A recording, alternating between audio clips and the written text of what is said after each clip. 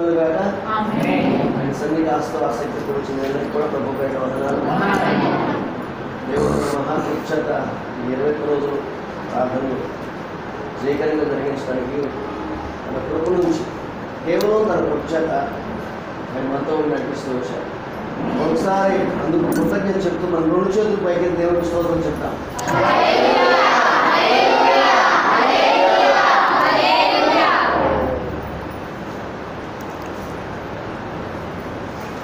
మన జీవితాంతము ఆయనకి కృతజ్ఞతాస్తుతులు చెల్లిస్తున్నప్పటికీ ఆయన రుణాన్ని మనం తీర్చుకోవాలి. ఎందుకంటే ఆయన చేసే కార్యాలు అంత ఘనంగా ఉంటాయి కదా, ఊహలు కన్నటువంటి కార్యాలు. భయపడుతున్నప్పటికీ, బంధకాల్లో ఉన్నప్పటికీ నేనున్నాను అనేటువంటి ధైర్యం ఇచ్చేటువంటి వాళ్ళు మనుషులు ఇస్తే జరగదు, కానీ ఆయన ఇస్తే జరుగుతుంది. మనందరికీ ఆయన ధైర్యాన్ని ఇచ్చి మనం అందరినీ ఆయన నడిపిస్తూ వస్తున్నారు కనుక ఎల్లప్పుడూ ఆయన కృతజ్ఞత కలిగి ఉన్నాం. ఓకేనా? సరే, ఈరోజున ముగింపు రోజులన్నిటిలో చేసేటువంటి పని కన్నా ఒక చెట్టు వెట్టు కొడతా ఉన్నాడు. గొడవ తీసుకొని కొట్టాడు పళ్ళ చాలా దెబ్బ కొట్టాడు. ఆ తర్వాత కొట్టలేదు పక్కన తట్టుకోరా అన్నాడు. ఇంకోటి వచ్చాడు, వాడు కూడా కొట్టడం మొదలు పెట్టాడు. వాడు చాలా దెబ్బలు కొట్టాడు పళ్ళ. ఈలోపు మీ వల్ల కాదు నన్ను ఇంకోటి ఇంకోటి వచ్చి మళ్ళీ చాలా దెబ్బలు కొట్టాడు పళ్ళ. మళ్ళీ ఇంకోటి వచ్చాడు, మళ్ళా వచ్చి కొట్టాడు పళ్ళ. ఈలోపు చివరి మూమెంట్లో ఉండగా కొట్టాడు వచ్చి ఇంతమంది కొట్టారు, ఒక చెట్టుని పడేయలేకపోయారు అని చెప్పి ఒకడు వచ్చి నేను పడేస్తానని చెప్పేసి వచ్చి వాడు గొడవ తీసుకుని ఊరినే వాడు కొట్టడు వెళ్ళి ఎట్లా ఆనిచ్చాడు. రాముని బెల్బీకి పడిపోయింది. గుట్టాడు కొడితే పడిందా, పెద్దలు కొడితే పడిందా? ఎవరు కొడితే పడింది? అందరూ కొట్టారు. పోనీ వాడు కొట్టాడో కొట్టలేదో, లేకపోతే గట్టిగా కొట్టిన 4-5 దెబ్బలు కొట్టాడు అనుకోండి, మొత్తమే పడింది. పేరు ఎవరికి వస్తుంది? ఎవరి ద్వారా అయితే పడిందో వారికే వస్తుంది. అందుకనే 21 రోజులుగా నేను కొడతా ఉన్నాను. ఆ తర్వాత మరి కొంతమంది సేవకులు వచ్చి కొడతా ఉన్నారు. ఆఖరిలో ముగింపు కనుక మా ఏరియా బాధ్యతకు ఇవ్వాలనిపించింది నాకు.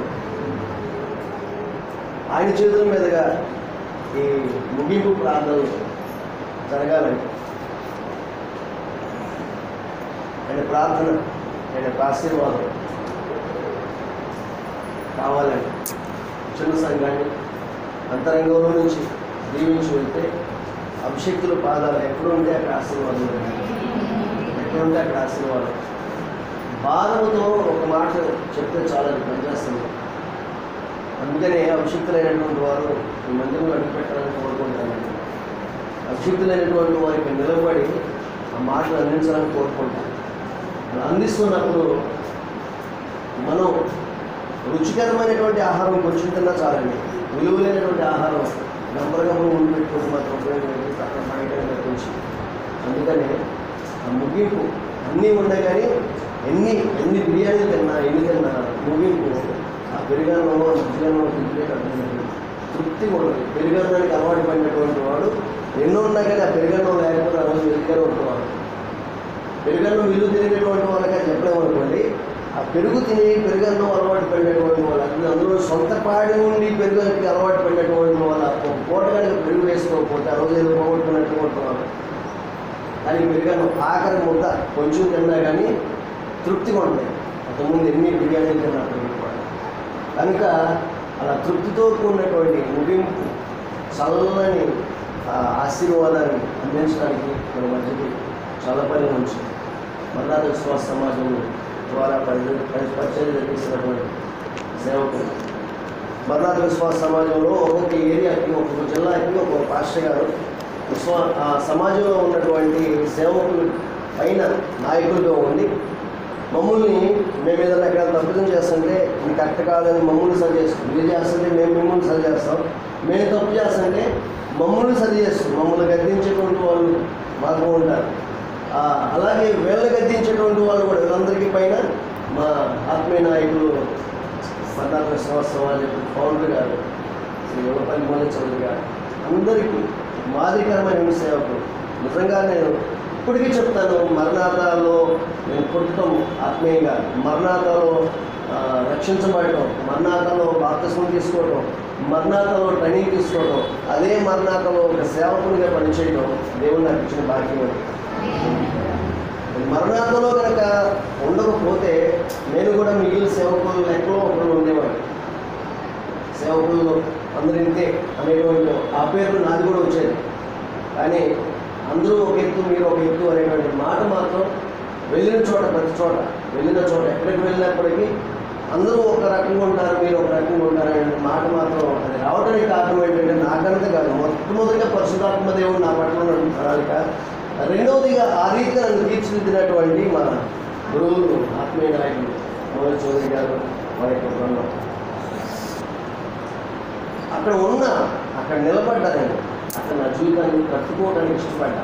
ఇప్పటికీ దాంట్లో కొనసాగుతూ ఉన్నా, జీవించబడుతూ ఉన్నా.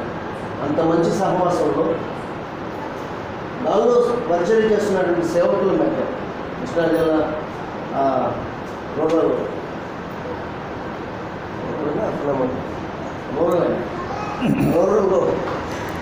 పనిచేస్తున్నటువంటి సేవకులు నాయకులుగా ఉండి గురుతరమైన బాధ్యతలు నిర్వహిస్తూ దాదాపుగా 15 సంవత్సరాలు 12 సంవత్సరాలు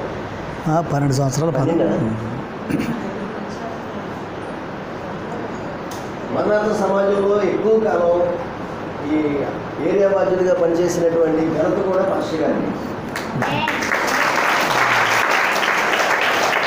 ఏ యోగ్యత లేకపోతే ఒక పదవిలో అన్ని సంవత్సరాలు ఉంచుతారు.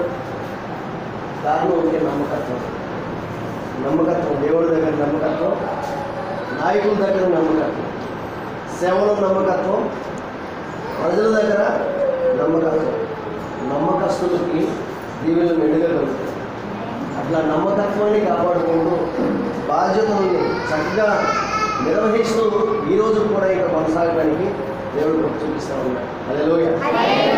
అటువంటి నమ్మకస్తులు, ప్రార్థనాపరులు, విజ్ఞాపనకర్తలు, మనకు మించినటువంటి సమస్యలతో నిత్యం పోరాటం చేస్తూ ఈరోజు కూడా నవ్వుతూ, ఎప్పటికీ ఎన్ని సమస్యలు ఉన్నా కానీ చక్కగా నవ్వుతూ ఉంటారు. పాస్టర్ గారిని చూస్తే సమస్యతో వెళ్ళినటువంటి వాడు కూడా అక్కడ హ్యాపీగా ఉంటారు. ₹1,00,000 పెట్టుబడి పెట్టి, సమస్య అంటే ఎగ్జాంపుల్ చెప్తున్నాను, ₹1,00,000 పెట్టి స్థలం తీసుకుని బిల్డింగ్ కట్టి చర్చి పెద్దది, దాదాపు 10 సెంట్లు 12 సెంట్లు ఉంటుంది. 8 సెంట్లు. ఓకే, 8 సెంట్లలోనూ ఆ చివరి నుంచి చివరి వరకు పెట్టిపోయింది బిల్డింగ్. 2 స్టేట్స్ దేవుడు కొడుతూ జరుగుతుంది, ఇంకా మన బాగా జరుగుతూ ఉంది. ఆ సెకండ్ స్టేజ్ కూడా ఇంకా పని ఇంకా చేస్తూ ఉన్నారు. ఎక్కడో తెలుసా, అది మనకి జస్ట్ కంప్లైంట్ మాత్రం వెళ్తున్నాయి. అక్కడ కంప్లైంట్ కాదు, ఆల్రెడీ కోర్టులో ఉంది. ఆ స్థలం జమీందార్ గారిది. అది అప్పట్లో కొనుక్కున్నారు ఎవరు. తర్వాత జమీందార్ గారు ఏదో ఇంకా లావాదేవీలు జరగలేదని చెప్పేసి ఆయన కోర్టులో వేశారు.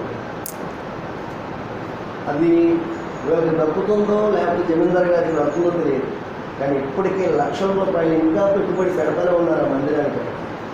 డబ్బులు ఉంది కాదు, విశ్వాసంతో ఏమీ లేకుండా, పైసా లేకుండా పని మొదలు పెడతారు. అద్భుతంగా పని జరిగిపోతుంది. కేసు నడుస్తూ ఉంది, విశ్వాసంతో పని జరిగిస్తూ ఉన్నారు. ఘనంగా దేవుడు పని అంతాన్ని జరిగిస్తున్నారు. ఆమేన్. అన్ని పనులు ఉన్నా, అంత భారం ఉన్నా ఎప్పుడు నవ్వుతూనే ఉంటారు. ఒక బాధతో ఉన్నటువంటి వాడు, నేనే లోక గురువంతం అవసరం అని చెప్పేసి అక్కడికి వెళ్తే, అరే బాబు నా గురువు లోకం గురువు వరకు ఉండగా నాకన్నా గురువు మోసే వాళ్ళు నా ముందు ఉన్నారనిపిస్తుంది ఆయన చూస్తే. ఆయన పడేటువంటి భారం చెప్తూ ఉంటాయి. అన్ని గురువులు, అన్ని బాధ్యతలు ఉన్నప్పటికీ కూడా నవ్వుతూ తనతో ఉన్నటువంటి వారిని కడుతూ మన జీవితాన్ని దేవుడు బలపరుస్తూ ముందు నడిపిస్తున్నటువంటి మా ఆత్మీయ నాయకులు, మా ఏరియా బాధ్యులు, కృష్ణా జిల్లా రూరల్ భాగానికి వేరే బాధ్యులైనటువంటి తాతా సత్యమూర్తి గారు మన మధ్యలో ఉండటం నిజంగా దేవుడు మనకి ఇచ్చిన భాగ్యం. ఈ సమయాన్ని వాళ్ళకి ఇస్తున్నాను. మిగిలినంతా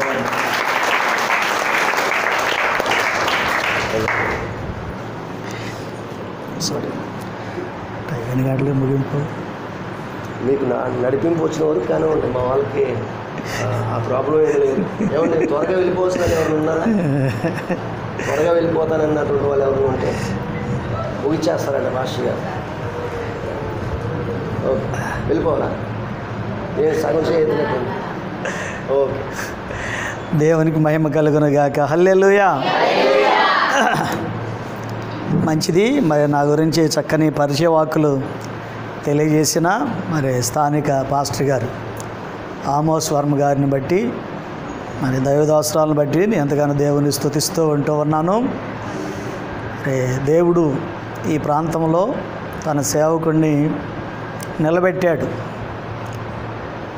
అలా ఎలా కాదు, దిట్టమైన చోట మేకు కొట్టినట్లుగా నేను నిన్ను చేస్తాను అని ప్రవక్తల గ్రంథంలో ప్రవచనాత్మకంగా దేవుడు చెప్తాడు. దేవునికి స్తోత్రం కలుగును గాక. దిట్టమైన స్థలంలో మేకు, కొట్టబడిన మేకు ఏ విధంగా ఎంత బలంగా ఉంటుందో దేవుడు అంత బలంగా చేశాడు. మరి ఆరంభ దినాల్లో పరిచర్యల్లో ఎన్నో ఒడిదుడుకులు ఏర్పడుతూ ఉంటాయి, చాలామందికి తెలియదు. ఈ రోజున పాస్టర్ గారు కట్టిన బిల్డింగు, కలిగి ఉన్న వాహనాలు, పైకి కనబడే ఈ పరిస్థితులన్నీ చూస్తా పాస్టర్ గారికి ఏమీ చీకు చింత ఏమీ లేదు, చీకు చింత సమస్యలన్నీ మాకేనని చాలామంది అనుకుంటారు. ఎన్నో సమస్యలు, చీకులు, చింతలు అనుభవిస్తే తప్ప దైవసేవకులు ఈ స్థితిలోనికి రారనే సంగతి చాలా కొద్ది మందికి మాత్రమే తెలుస్తుంది. నా గురించి చెప్పారు కానీ మీ పాస్టర్ గారు కూడా అంతే. ఏ పాస్టర్ గారు అయినా కానీ ఒక మంచి పరిచర్య అక్కడ జరిగింది అంటే నలుగుడు లేకుండా, శ్రమ లేకుండా, అక్కడ ఇబ్బంది లేకుండా, కష్టం లేకుండా, అక్కడ నలపబడకుండా, పిండబడకుండా అక్కడ పరిచర్య జరగలేదనే సంగతి చాలామంది జ్ఞాపకం పెట్టుకోవాలి. దేవునికి మహిమ కలుగును గాక. గనుక ప్రియమైన వారలారా, మరి ఈ పరిచర్యకు ఎంతో కన్నీరు ఉంది, ఉపవాసం ఉంది, వేదన ఉంది. దీనంతటికీ మించి ఆర్థికంగా చాలా ఖర్చు ఉంది. అది లేకుండా ఏ పని జరగదు. దేవునికి స్తోత్రం కలుగును గాక. మరి ఆరంభ దినాల్లో దైవదాసులు, మీ పాస్టర్ గారు అప్పుడప్పుడు ఫోన్ చేస్తా ఉన్నప్పుడు చాలా నిరుత్సాహంగా మాట్లాడుతూ ఉండేవారు. ఎందుకంటే ఎన్నో ఆశలతో దేవుని పనిలోకి వచ్చాము, మరి అనుకున్నంత పని జరగటం లేదు, చేయలేకపోతున్నాము, ఆత్మల రక్షణ పొందట్లేదు. ఆయన బాధల్లో ఏంటంటే ప్రజలు దేవుని ఎద్దుకు అనుకున్న రీతిలో రావటం లేదు. స్వార్థ చెబుతున్నాం, దేవుని మాటలు ప్రజలకు తెలియజేస్తూ ఉంటున్నాం, ప్రజలు దేవుని దగ్గర రావటం లేదనే ఆవేదన నేను చూస్తూ వచ్చాను. ఆరంభ దినాల్లో ప్రతి సేవకునికి ట్రగుల్స్ తప్పకుండా ఉంటాయి. ఆరంభ దినాలే కాదు, సేవకుని జీవితకాలం అంతా అవి ఉంటూ ఉండేయే. హల్లెలూయా. అవి అంత తేలిగ్గా ఒక సేవకుని విడిచిపెట్టి వెళ్ళేవి కాదు. మనవాడు పెద్దవాళ్ళు చెబుతారు కదా, ఎంత చెట్టుకి అంతే గాలని. వాళ్ళ స్థాయి తగిన విధంగా అవి ఉంటూనే ఉంటాయి. సరే, మంచిది. ఈరోజు మరి ముగింపు కొడుకులోనికి వచ్చాము. ప్రియమైన వారలారా, 21 రోజుగా ఈ ఉపవాస కొడుకులు జరుగుతూ ఉన్నాయి. ఆరంభం నుండి చివరి వరకు ఉన్నవాళ్ళు ధన్యులు. కొంతమంది ఆరంభంలో ఉండుంటారు, చివరిలో ఉన్నారో లేదో నాకైతే తెలియదు. 21 రోజు ఉపవాసంలో ఉన్నారా మీరు? దేవునికి స్తోత్రం. మంచిది, చాలా సంతోషం. మేము కూడా 40 రోజులు ఉపవాస ప్రార్థనలు ఏర్పాటు చేస్తాం ప్రతి సంవత్సరం. ఒక 15 సంవత్సరాల నుంచి అలా చేస్తూ ఉన్నాం. అంత క్రితం ఈ రెండింగ్లో చేసేవాళ్ళం. ఆ తర్వాత ఒక 15 సంవత్సరాల నుంచి సెప్టెంబర్ చివరిలో ప్రారంభించి నవంబర్ మొదటి వారం, మొదటి సండే నాటికి ముగింపు చేస్తాం. అంటే ఈ నెల 28 నుంచి మాకు ప్రారంభమవుతాయి 40 రోజుల ఉపవాస ప్రార్థనలు. దేవునికి మహిమ కలుగును గాక. ఉపవాసం ఉండి ప్రార్థన చేయటం చాలా క్షేమం, మేలు, దీవెన. నిజంగా చెప్పాలి అంటే అది గొప్ప ధన్యత. అలాంటి ధన్యత అందరికీ దొరకదు. అది దొరికినప్పుడే ఆ సమయాన్ని మనం సద్వినియోగపరచుకోవాలి. అన్ని సమయాల్లో అన్ని సందర్భాలలో దాన్ని మనం దొరకపుచ్చుకోవడం సాధ్యమయ్యే పని కాదు. ఈ విధంగా మరి ఉపవాస ప్రార్థనలోనూ దేవునితో సహవాసం గడపటం. నిజంగా ఈరోజు 7 బాప్తిసం పొందారు. ఈ 21 రోజు ఉపవాస ప్రార్థనలో సక్సెస్ అయినాయి అనడానికి ఇదే నిదర్శనం. దేవునికి స్తోత్రం కలుగునుగాక. ఎందుకంటే చాలా చోట్ల కార్యక్రమాలు జరుపుతూ ఉంటారు, కానీ 40 రోజులని, 20 రోజులని, 7 రోజులని, 10 రోజులని కూడికలు జరిపిస్తూ ఉంటారు, కానీ రక్షించబడే వాళ్ళ సంఖ్య 0. కొన్నిసార్లు ఎవరు ఉండను కూడా ఉండరు. అలాంటప్పుడు సేవకులకు ఎంతో కొంత నిరాశ ఉంటూ ఉంది. రక్షించబడిన ఆత్మలు చూసినప్పుడు, కన్న బిడ్డను చూసినప్పుడు తల్లి వేదన ఎలా మర్చిపోతుందో, రక్షించబడిన ఆత్మలు చూసినప్పుడు సేవకులు వాళ్ళ ప్రయాస అంతటిని కూడా మర్చిపోతారు. ప్రయాసకు తగిన ఫలం పొందుకున్నామని ఒక సంతోషం సేవకుల్లో ఉంటూ ఉంది. ఆ సంతోషం ఈ లోక సంబంధంగా ధనధాన్యాల కంటే, వస్తువాహనాల కంటే, పేరు ప్రఖ్యాతుల కంటే, అధికార హోదాలన్నిటికంటే మించిన గొప్ప సంతోషము ఒక ఆత్మ రక్షణ పొంది దేవుని రాజ్యానికి హక్కుదారులు, వారసులయ్యారని ఆ ఆనందము, దాన్ని మించిన సంతోషం మరొకటి లేదనే సంగతిని మనం జ్ఞాపకం పెట్టుకోవాలి. చూడండి, మత్తయి సువార్త 24వ అధ్యాయంలో నుండి ఈరోజు మన ధ్యానం